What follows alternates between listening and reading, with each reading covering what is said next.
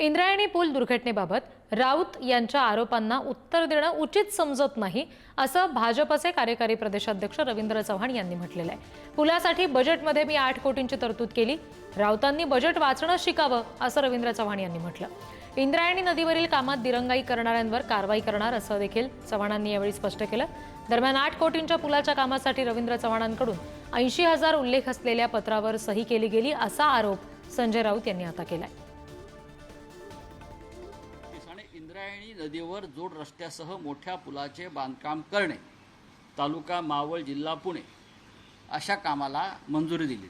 रवींद्र चव्हाण यांनी मंत्री सही करताना सुद्धा किती नॉन सिरियस असतात, झोपून असतात। अशा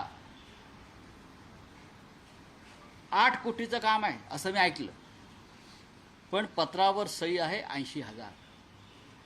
हे पहा, म्हणजे आपण कोणत्या कागदावर सही करतो आहोत, म्हणजे किती गांभीर्य आहे अशा काम। 80,000च्या पत्रावर रवींद्र चव्हाण यांनी केलेली सही आहे। संजय राऊतजी हे विश्वप्रवक्ते आहेत, त्यामुळे ते रोज काही ना काहीतरी बोलत असतात आणि मग त्यांनी बोललं म्हणून आपण त्या